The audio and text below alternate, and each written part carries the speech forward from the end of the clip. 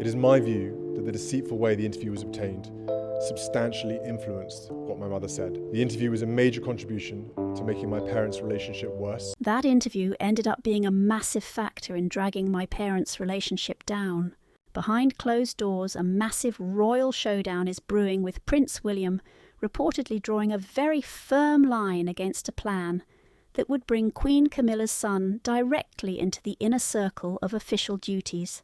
What started as a simple fix for a massive staffing shortage inside the palace soon spiraled into a bitter struggle over age-old tradition and power, and the actual future of the crown.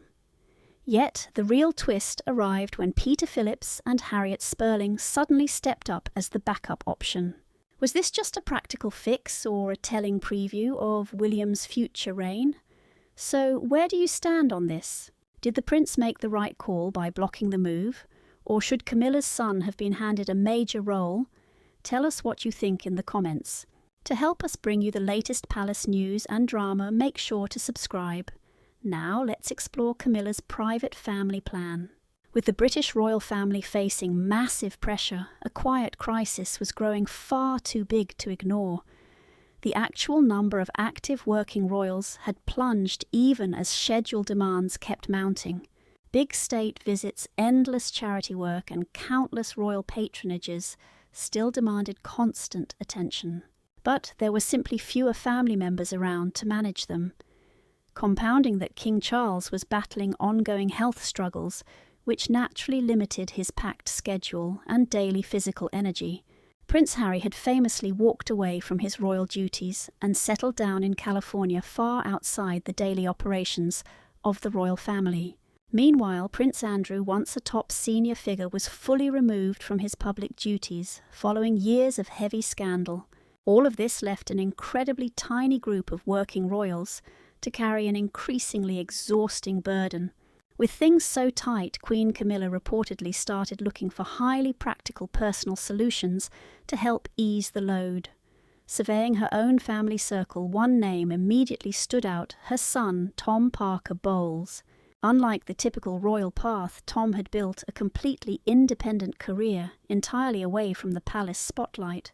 He was a highly respected food writer, a charming television personality, and a very prominent critic in the food industry. Through decades of hard work, he carved out a successful career using his own unique voice and public charm.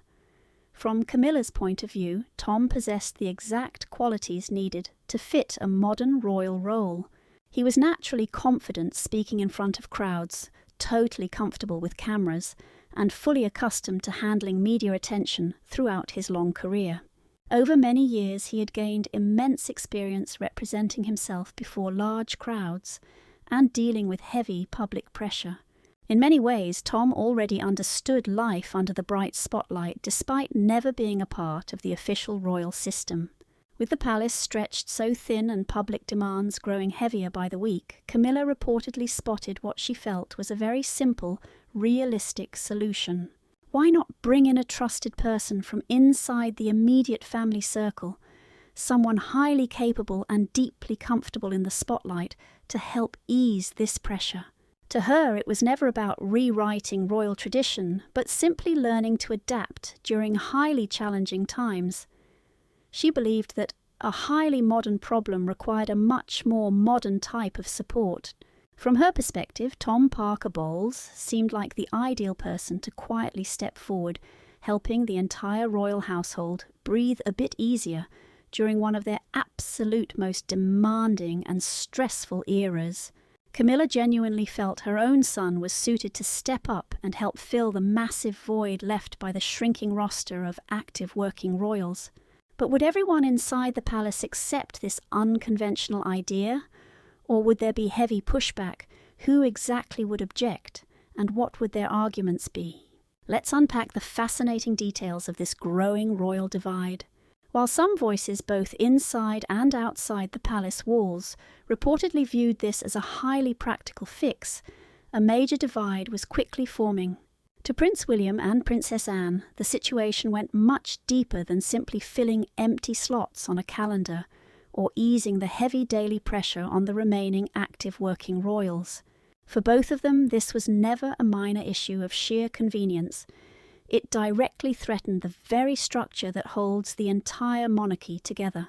In their eyes, the royal family is definitely not just some collection of individuals assigned to handle public events.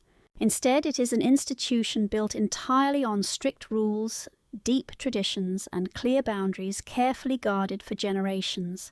From William and Anne's viewpoint, allowing such a massive shift, even if it looked totally harmless on the surface, could quietly warp how the public views the entire institution over time. What Camilla's camp saw as a clever modern adjustment, William and Anne viewed as a worrying shift in something far deeper and infinitely more sensitive. Their main concern was never about any single person. Instead, they worried about the dangerous precedent it would set if this specific decision was officially approved. If a single non-working relative could suddenly step into official royal roles, then where exactly would they draw the line in the years ahead? Who gets to decide which relatives are qualified and which are left out? This is exactly where the internal disagreement turned truly serious. To those backing the plan, it seemed like a highly flexible, realistic way to manage the mounting pressure crushing the modern monarchy. But to William and Anne, this move triggered immediate warning bells. They deeply feared it would open the floodgates to messy expectations that would be impossible to control later on. Over time, they firmly believed tiny exceptions could slowly morph into the daily standard. And once that boundary slips, the very definition of royal duty starts to blur.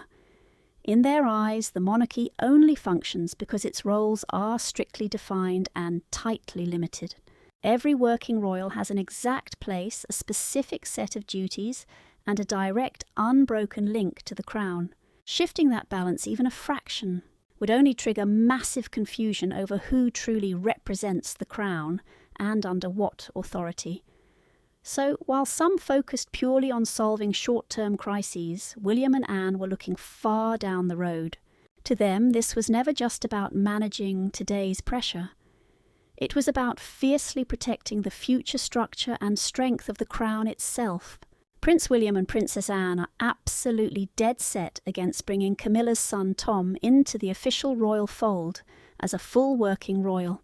But are their sharp objections actually fueled by cold logic? Or is this just pure emotion? And what does being a working royal even mean anymore?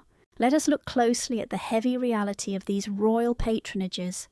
They go far deeper than any fancy empty honorary title.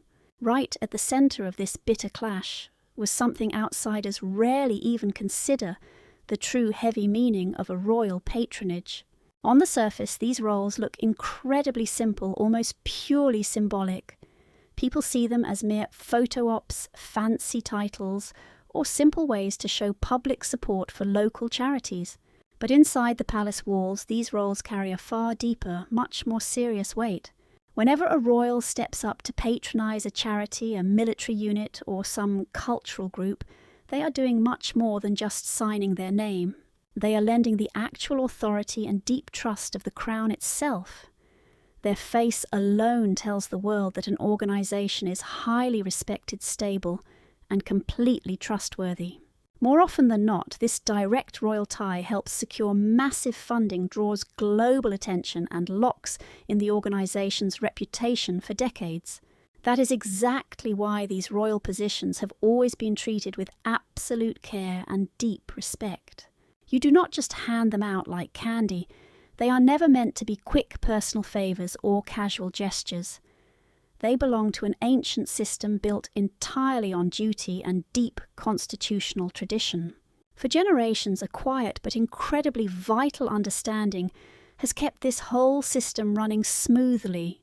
Whoever holds a patronage must be tightly bound to the actual machinery of the crown. They are definitely not just ordinary private citizens.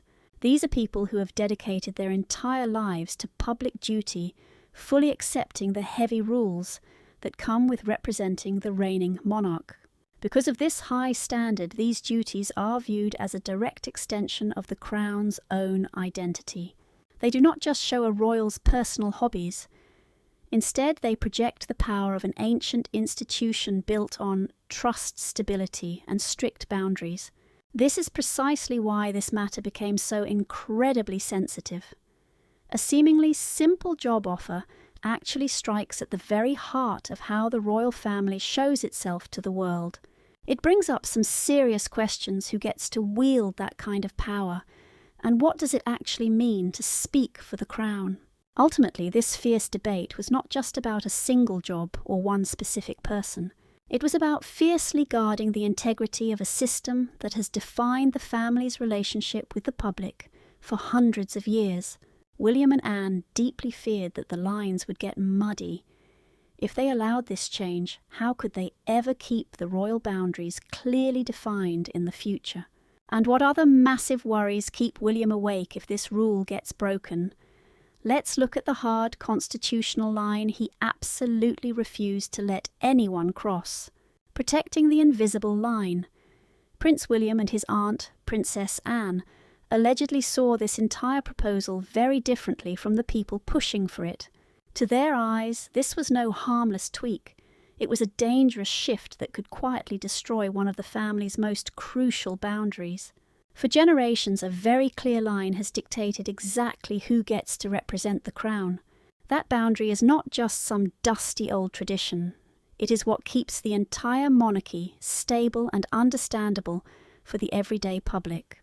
William and Anne strongly believed that letting Tom Parker Bowles, the Queen Consort's son, take on an official royal role would smudge that line in a way they could never ever undo. Honestly, their big worry had absolutely nothing to do with Tom as a person. Multiple sources claim their focus was never on his personality, his food career, or his achievements.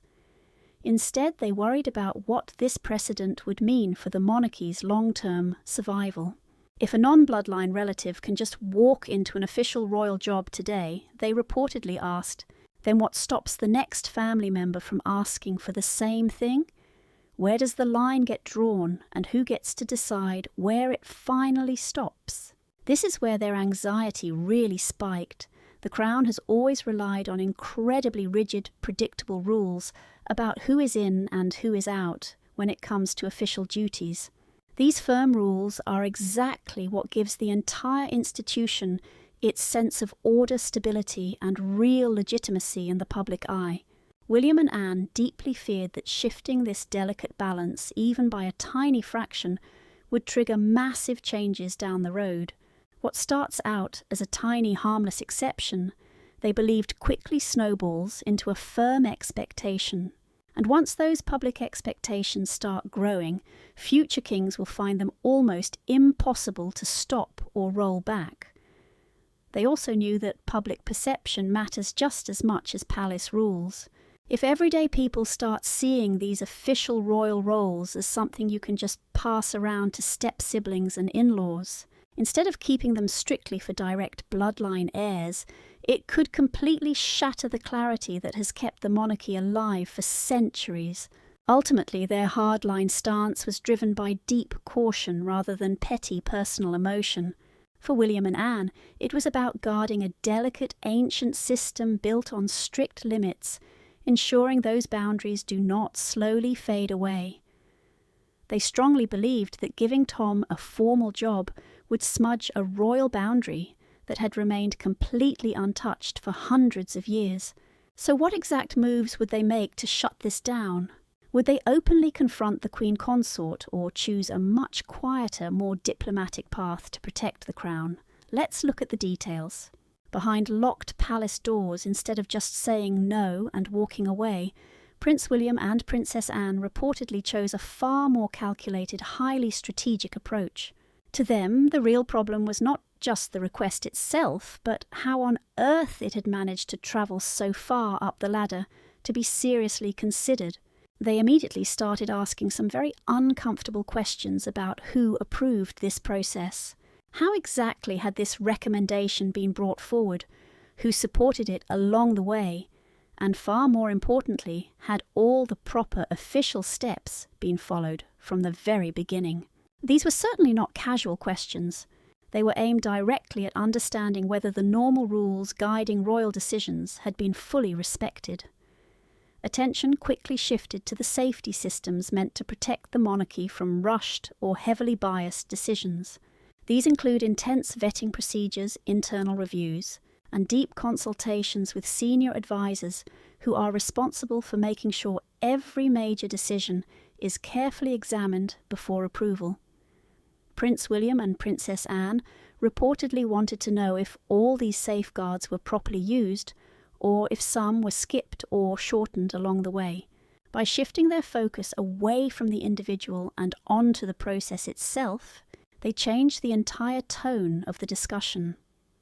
What originally began as a private disagreement within the royal family gradually grew into something far bigger and more serious. It was no longer just about one proposal or a single possible appointment.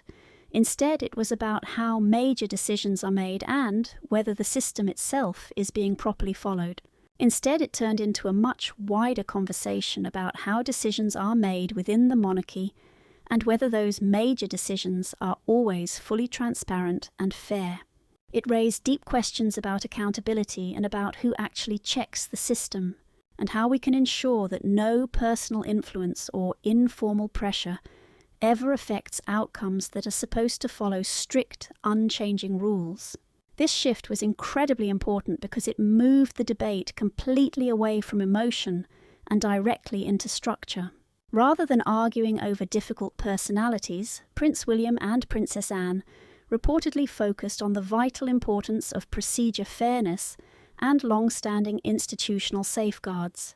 By doing this, they highlighted a core principle of the modern monarchy, that its true strength depends not only on tradition, but also on discipline and highly consistent rules. And once those questions about the process were raised, the discussion could no longer remain a simple private family matter.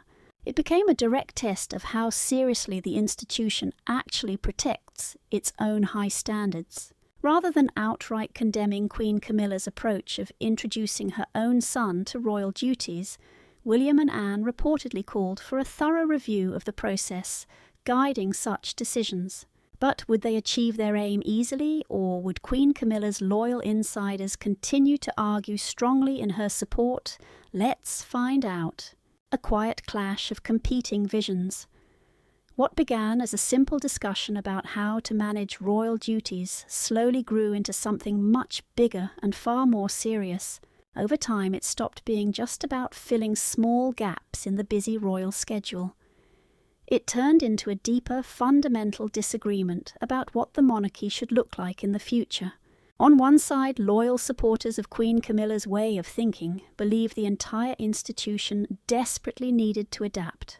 They argued that the wider world has changed and the monarchy simply must change with it if it truly wants to survive. From their point of view, it made perfect sense to allow highly trusted and capable family members to step in when the workload became far too heavy. To them, this was absolutely not a break from tradition, but a practical response to real mounting pressure. They saw it as the only way to keep the system running smoothly in modern times. On the other hand, Prince William and Princess Anne reportedly viewed this entire situation very differently. To them, this was not simply about sharing royal duties or easing short-term pressure on the family. It was something much deeper and far more serious than that. In their eyes, the real issue was about protecting the clear, rigid structure, order, and long-standing rules that define how the monarchy works and survives. They firmly believe the strength of the royal family depends on maintaining a strict separation between private life and official responsibility. In their view, personal family connections alone should absolutely never be enough to grant someone a public role closely linked to the crown. Those roles, they strongly argued, must remain strictly limited to those who are formally part of the working royal structure and bound by duty, tradition, and constitutional expectations. As both powerful sides held firmly to their views, the disagreement began to grow rapidly. What once looked like a practical staffing issue started to reflect a much deeper divide. It was no longer just about who could help with the royal work, but about what kind of institution the monarchy should actually become in the years ahead. Should it become significantly more flexible and open to wider non-working family involvement?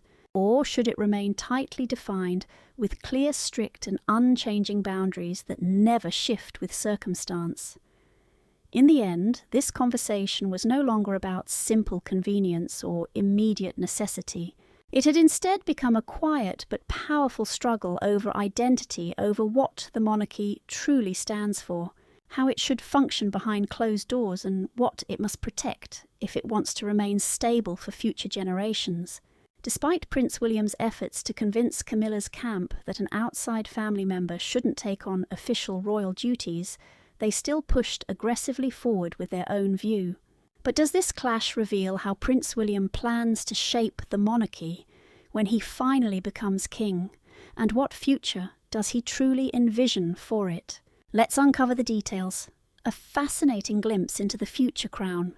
Far from being just a minor family disagreement, the situation seemed to reveal something much deeper about Prince William's strategic long-term thinking. According to people familiar with the royal household, this was not an isolated moment, but rather part of a much wider approach he has been quietly shaping for years about how the institution should function. As the Prince of Wales and future King William has often been closely linked with the idea of a smaller, more focused and better organised monarchy, instead of relying on a large and loosely defined group of working royals. His vision is said to lean heavily toward a tighter structure where every single role is clearly defined and every responsibility is carefully managed. Those who have worked closely with him describe Prince William as someone who is highly willing to make tough decisions when needed, even if those choices are not popular with everyone involved. That means making tough calls that could spark serious family drama and shake up age-old royal expectations. Yet his loyal allies insist this firm style of leadership is more vital than ever before.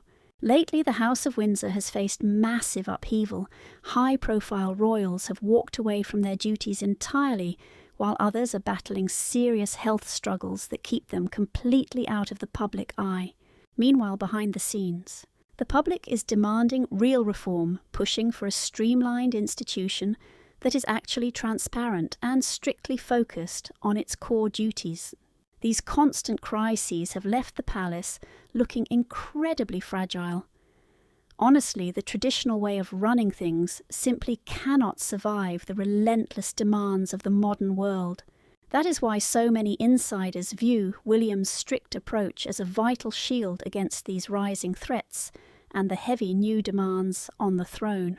Looking at it this way, his sharp refusal of the Tom Parker Bowles proposal was about something much bigger than a single decision.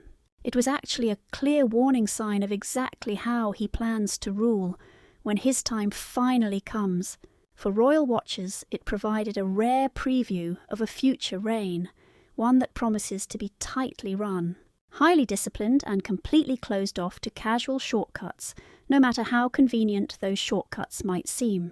Put simply, this clash was not just a passing argument, it was a fight over the future shape of the British monarchy itself.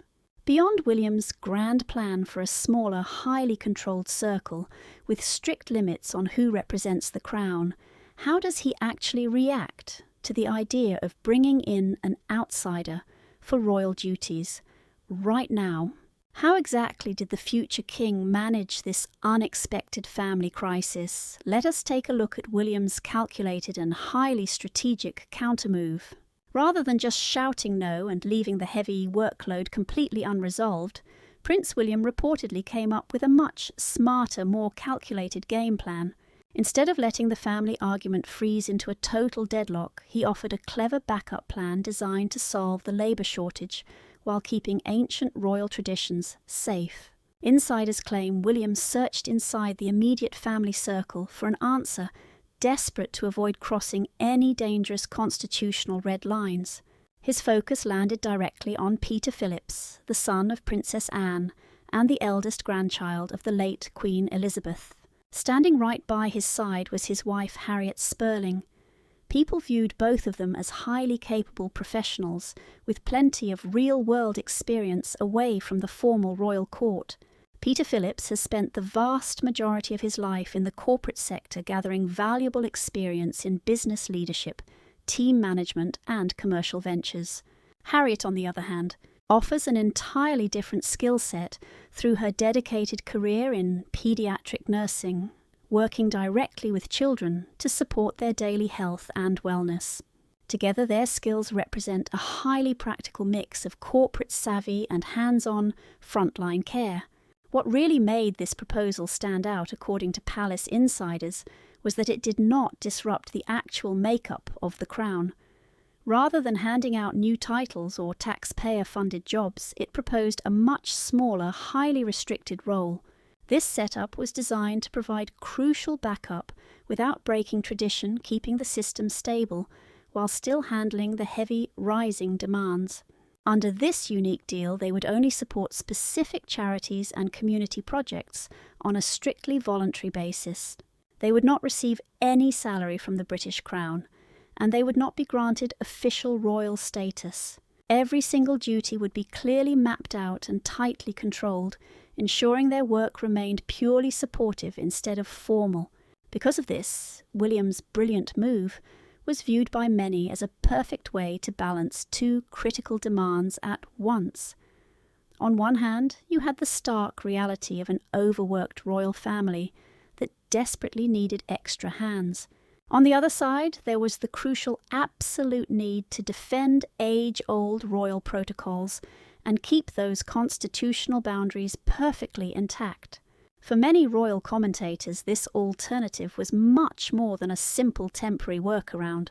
It was seen as a highly strategic model that let the palace run much smoother, all without altering who is legally allowed to step up and represent the British throne.